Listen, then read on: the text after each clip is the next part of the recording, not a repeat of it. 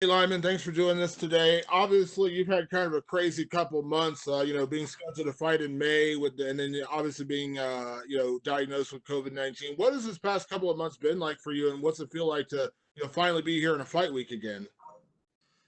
Um, it's definitely been a long road. The other thing that also happened, a few weeks ago, my father had passed away. So it's been a roller coaster ride, emotionally, physically, on all levels. But for me, one of the things we're trained in as martial artists is to learn how to maintain the integrity of your focus. Just, stay the path no matter what happens and stay the course because at the end of it, you're gonna feel a lot better about yourself knowing that you stuck to your path, you trained hard, and then you kept at it. So I'm definitely looking forward to this fight. I'm excited to go out there and make everybody proud. Obviously, very sorry to hear about your father as well. I know that's a devastating thing to go through. Was it? I mean, staying focused for a fight camp. How hard was that? Was there ever a moment where you said, "I'm not going to do it," or was it always a focus of you wanted to get out there and fight? Um, there was It's hard to answer that. I think, there was a lot going through my head at the time, and I felt like for me to not fight would be an injustice, to his honor and to his name. And I felt like if anything, try to use this as an opportunity to go out there. It's literally a day before Father's Day, and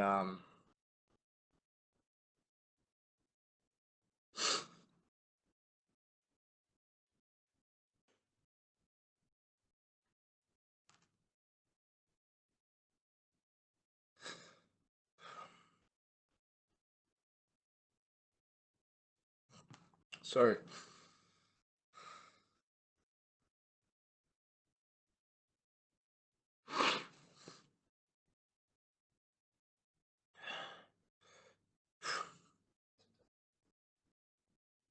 I said to myself, let's go out there and let's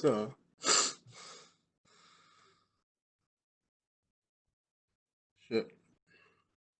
Let's go out there and let's do this for him. Absolutely, absolutely.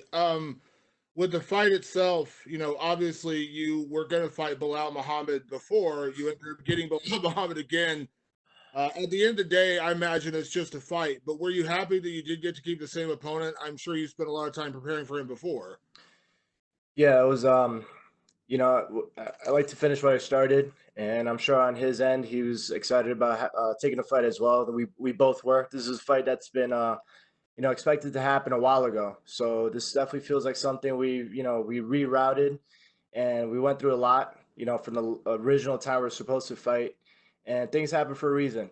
God put us in this path for a reason. I know I was meant to fight him. June 20th. So I'm looking forward to it. Definitely excited I got that fight back.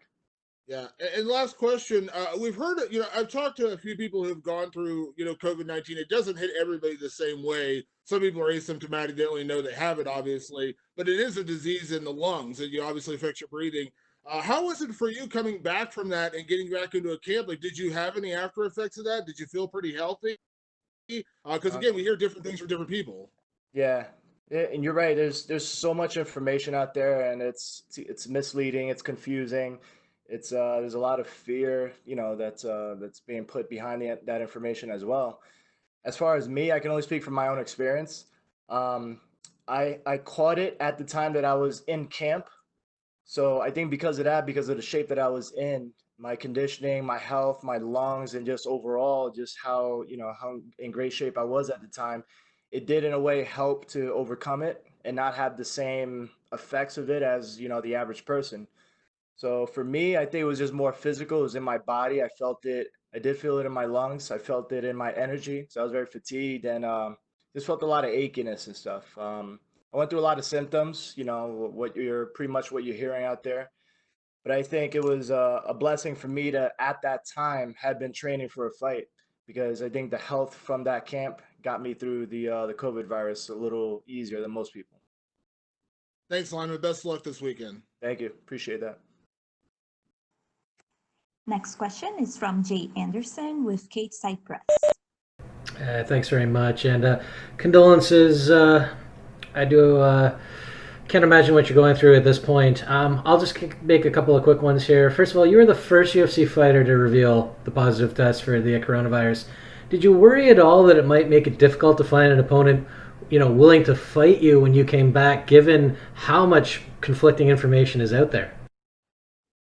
I was banking on the fact that as a fighter, through and through, that we would fight no matter what. There's already proof that a lot of us have been taking on the fights in the past few weeks, which means that we're willing to take the risks. But there's many risks that we as fighters already take anyways, so this is no different for us.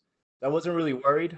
Um, if anything, I felt it was probably good for me to go out public with it and use my platform to voice, my experience with it because there's so much unknown about the virus that I feel like me having it and then, using my voice to kind of speak about it on my behalf and what it feels like to be on the other side of it would kind of help shed a little bit of light more onto this virus and a lot about the unknowns of it as well.